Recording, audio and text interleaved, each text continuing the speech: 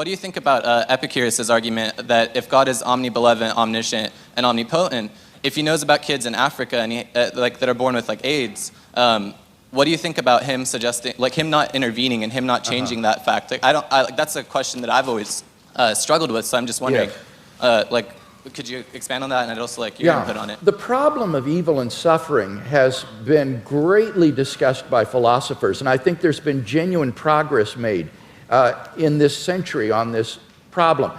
I think it's important to distinguish between the intellectual problem of suffering and the emotional problem of suffering, because these are quite different from each other.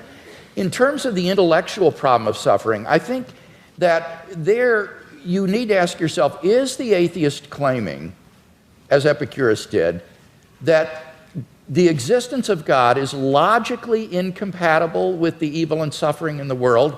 If that's what the atheist is claiming, then he's got to be presupposing some kind of hidden assumptions that would bring out that contradiction and make it explicit, because these statements are not explicitly contradictory.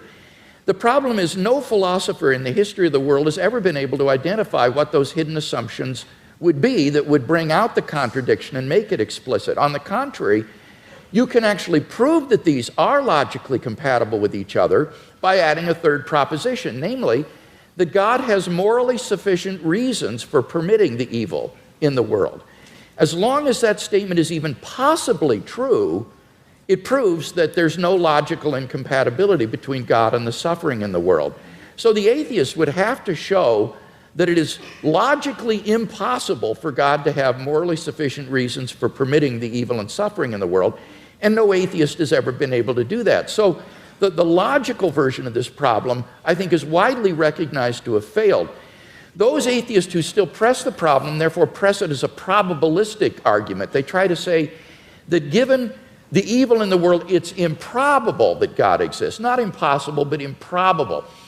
Well, again, the difficulty there is that the atheist has to claim that if God did exist, then it is improbable that he would permit the evil and suffering in the world. And how could the atheist possibly know that? How could the atheist know that God would not, if he existed, permit the evil and suffering in the world? Maybe he's got good reasons for it. Maybe, like in Christian theism, God's purpose for human history is to bring the maximum number of people freely into his kingdom to find salvation and eternal life. And how do we know that that wouldn't require a world that is simply suffused with natural and moral suffering? It might be that only in a world like that, the maximal number of people would freely come to know God and find salvation. So the atheist would have to show that there is a possible world that's feasible for God, which God could have created, that would have just as much salvation and eternal life and knowledge of God as the actual world, but with less suffering. And how could the atheist prove such a thing? It's sheer speculation.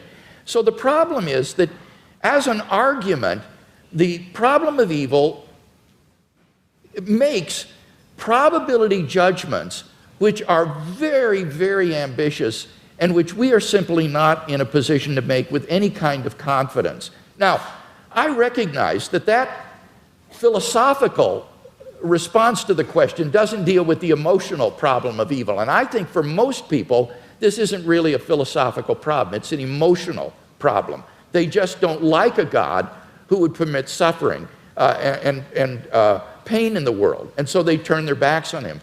What does Christianity have to say to this problem? Well, I think it has a lot to say. It tells us that God is not some sort of an impersonal ground of being or an indifferent tyrant who folds his arms and watches the world suffer. Rather, he is a God who enters into human history in the person of Jesus Christ. And what does he do? He suffers.